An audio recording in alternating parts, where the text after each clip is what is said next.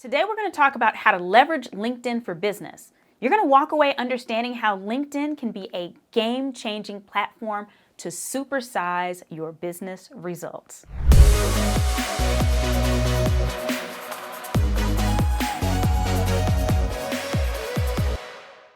The first thing we're going to do is talk about how you should stop doing the number one thing that turns off LinkedIn users. Then we're going to talk about how to increase your engagement in just a few minutes a day. And you're going to gain a secret that will help you get more LinkedIn views. Today, we're focusing on the free aspects of LinkedIn. Hope you're ready. Let's go. If you have a company and you want to create a company page, make sure that you're crafting something that is engaging. Take advantage of all the space. Don't just simply throw up a page and copy and paste things there.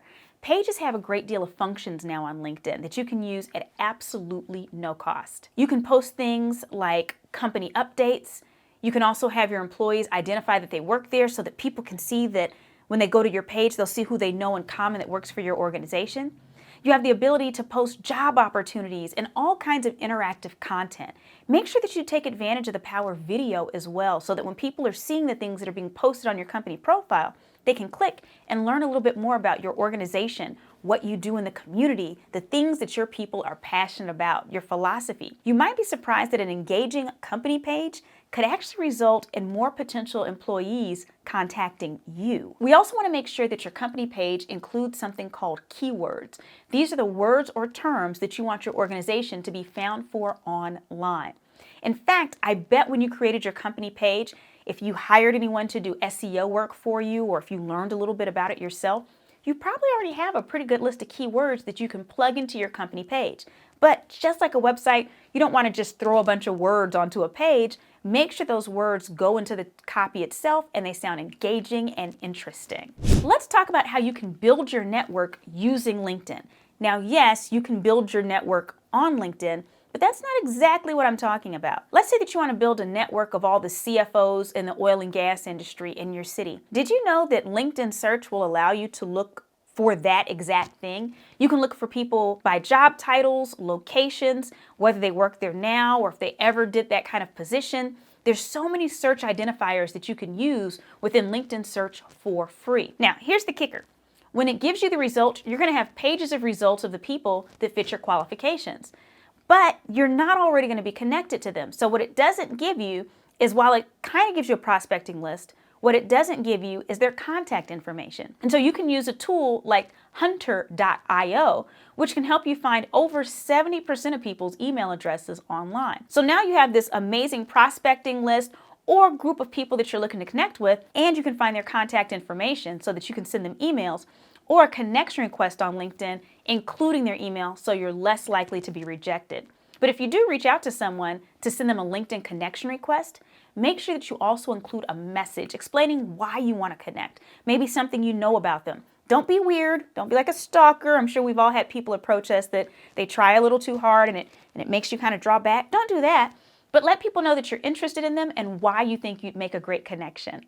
One of the other tactics that you can use that can help you in your business on LinkedIn is to build yourself as an expert. An expert is someone who's a thought leader, not someone who simply regurgitates the news of the day on a particular industry or thought. And so writing articles on LinkedIn is a great way to build your reputation as a thought leader, especially if, as you are mentioning other organizations and entities, you're tagging them in those LinkedIn articles, because then what happens is they're more likely to share it with their audience. And so if you really want to build your thought leadership on LinkedIn, ensuring that you're tagging others and you're not just talking about yourself, but you're putting a little spotlight and sunshine on other people, it's only going to get more shares, which is going to get more views, which is going to get more people interested in you and your organization.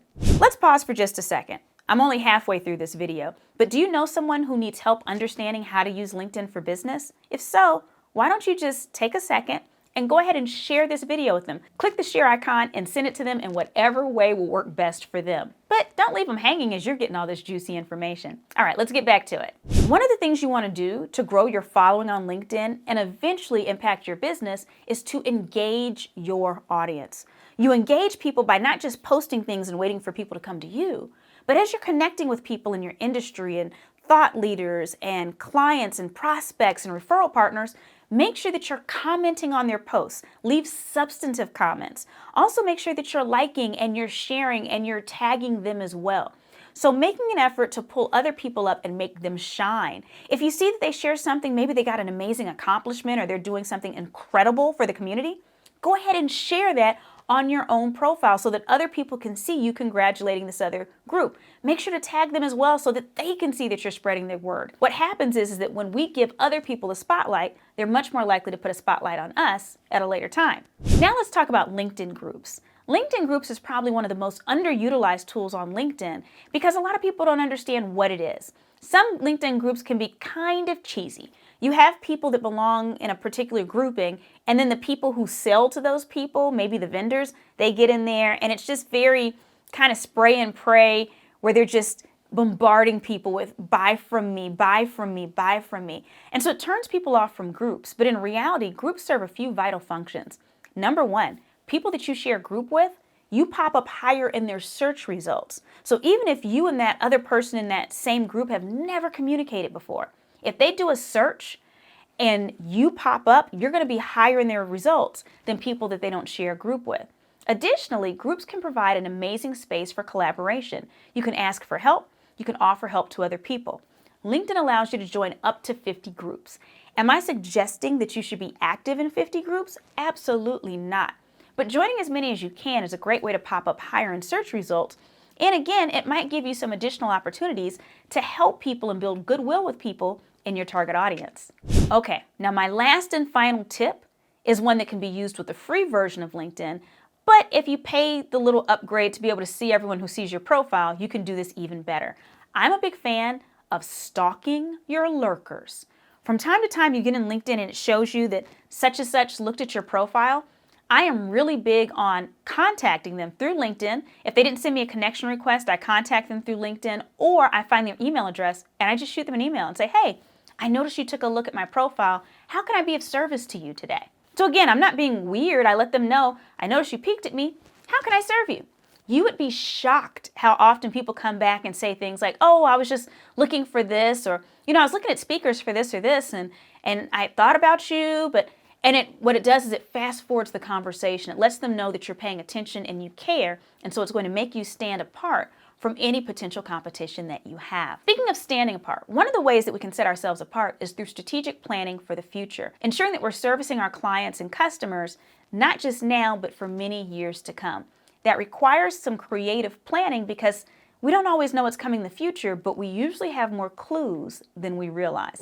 So if you're interested in learning how to plan better for your future, you'll notice in the description of this video, there's a link to my Future Ready Playbook. Feel free to click that link and download it because it's full of actionable insights and ideas that can help you be more strategic in planning your future as well as your organization's future.